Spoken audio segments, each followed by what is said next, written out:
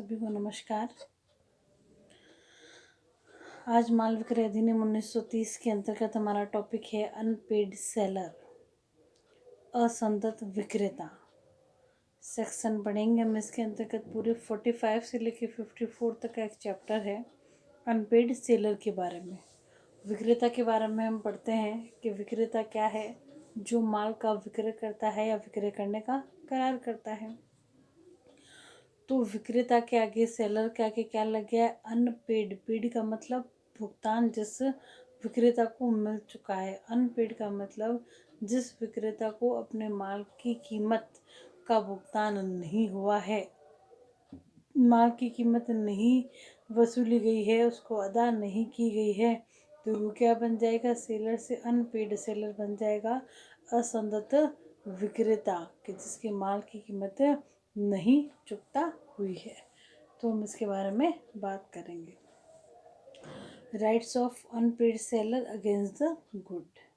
तो 45 जो सेक्शन है माल विक्रय अधिनियम का, तो 45 सेक्शन डेफिनेशन बता रहा है अनपेड सेलर की। क्या है, the seller of goods is deemed to be an unpaid seller within the meaning of this act में क्या है, पहला, when the whole of the price has not been paid or tendered. Second, when a bill of exchange or other negotiable instrument has been received as conditional payment and the condition on which it was received has not been fulfilled by reason of the dishonor of the instrument or otherwise. यानी कि माल क्या कर लिया गया है, विक्रेता आदत विक्रेता कब समझाया जाएगा, जब माल की क्या की गई, पूरी कीमत उसको डिलीवर नहीं की गई है, पेड यानी कि उसको संदत नहीं गई है, और टेंडर्ड यानी कि उसको निवेदित नहीं की गई, होल ऑफ द प्राइस यानी कि पूरी कीमत संदत या निवेदित नहीं की गई है। सेकेंडली बात क्या कर रहे हैं, बी ऑप्शन है, बिल ऑफ एक्सचेंज और अदर नेगोशिएबल इंस्ट्रूमेंट के विनिमय पत्र दिया गया था। अन्य जो नेगोशिएबल इंस्ट्रूमेंट दिया गया था किसके आधार पर, कंडीशनल पेमेंट सशर्त संदाय के बारे में और रिटर्न में दिया गया था, उसे प्राप्त हुआ था। जैसे कि मुझे कोई चेक प्राप्त हो गया कि इस माल का मैं चेक के द्वारा क्या कर रहा हूँ, भुगतान कर रहा हूँ, कीमत पेमेंट कर रहा हूँ, चेक दिया गया था। जब मैं चेक को मैं कीमत निकलवाने के लिए जब मैं बैंक में जाती हूँ तो चेक क्या हो गया, डिसऑनर हो गया है, क्योंकि बैंक में कोई भी बैलेंस नहीं है। तो बिल ऑफ एक्सचेंज दिया गया है, कोई नेगोशिएबल इंस्ट्रूमेंट के रूप में प्राप्त हुआ है, और जिस कंडीशन पर प्राप्त हुआ था वह क्या हो गई है, डिसऑनर हो गई है या अन्यथा पूरी नहीं हुई है। तो क्या हो गई, मेनली बात है कि उसको पूरी कीमत संदत या निवेदित नहीं की गई है। सेकंड क्या कह रहा है, बिल ऑफ एक्सचेंज दिया गया, कोई अन्य पराक्रम में लिखित कोई नेगोशिएबल इंस्ट्रूमेंट दी गई, किस पर, कंडीशनल पेमेंट के आधार पर प्राप्त हुई थी, तो वो क्या हो गई, अब अनादरण हो गए, डिसऑनर हो गए, अन्यथा पूरी नहीं हुई है, तो वो सेलर क्या बन जाता है, अनपेड सेलर बन जाता है।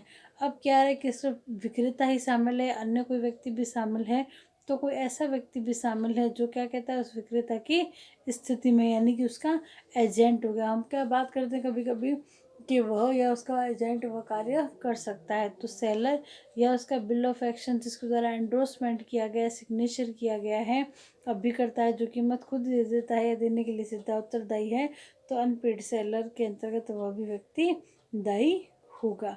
तो सामान्य भाषा में जब माल की कीमत नहीं चुकाई जाती है विक्रेता को, तो वह अनपेड सेलर बन जाता है और उसके पास कुछ राइट प्राप्त हो जाते हैं कि वह किस प्रकार से अपने माल की कीमत को वसूल करेगा, माल की कीमत को किस प्रकार से वसूल करेगा।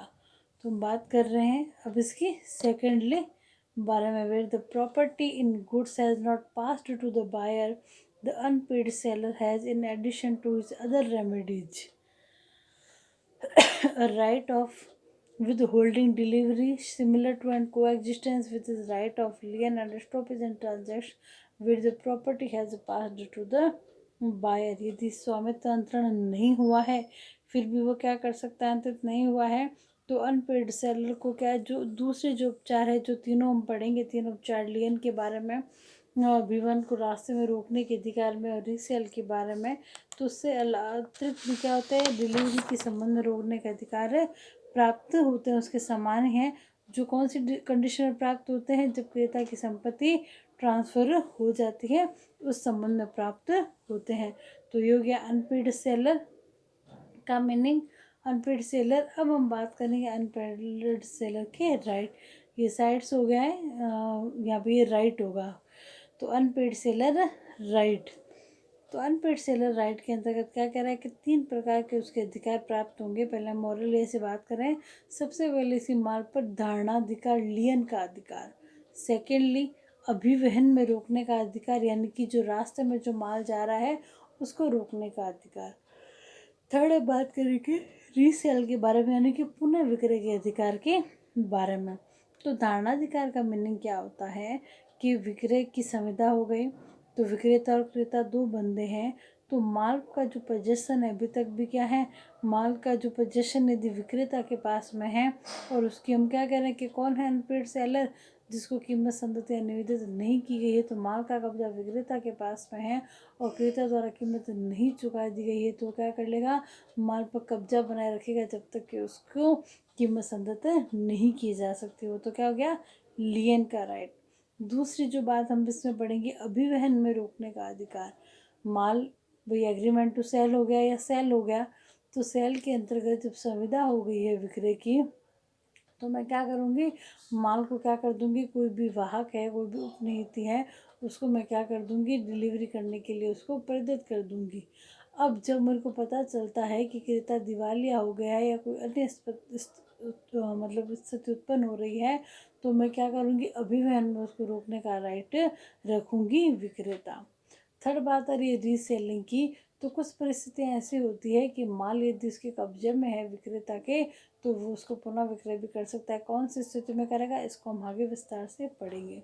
तो अनपेड सेलर के राइट क्या होंगे, सबसे पहले subject to the provisions of this act and of any law for the time being in force, notwithstanding that the property in the goods may have passed to the buyer, the unpaid seller of goods as such has by implication of law. पहला, a lien on the goods for the price while he is in possession of the, यानी कि धारणा अधिकार है जिसका price नहीं चुकाई गई है कीमत और उसके कब्जे में है। B. In case of the insolvency of the buyer, a right of stopping the goods in transit after he has parted with the possession of them, यानी कि दिवालिया हो जाता है क्रेता, तब क्या करेगा, विक्रेता को अभिवहन में रोकने का अधिकार प्राप्त है। थर्ड बात कर रहे हैं right of resale as limited by this act, के उसको पुनः विक्रय का अधिकार प्राप्त अधिनियम के द्वारा दिया गया। तो 3 राइट हो गए। सबसे पहले क्या होगा, लियन धारणाधिकार। Secondly stopping, right of stopping of the goods transaction. Third resale का अधिकार हो गया। अब सेकेंडली बात क्या आ रही है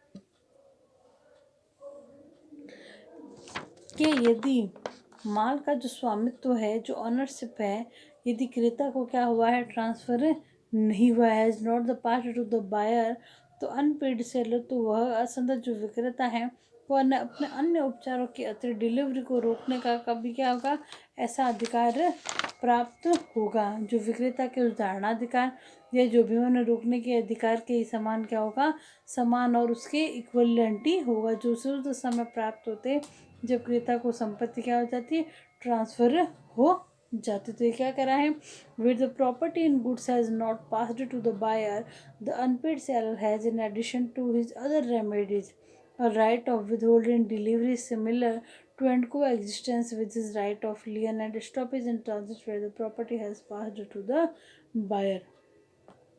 तो ये हो गया अनपेड सेलर क्या कहलाता है, और अनपेड सेलर के 3 राइट हम पढ़ चुके हैं। तो हम अगली क्लासों में पढ़ेंगे, पहले लियन के बारे में, फिर जो ट्रांजैक्शन बीच में रोकता है अभिवन में रोकने के अधिकार के बारे में, और थर्डली रीसेल के बारे में। तब तक के लिए थैंक यू।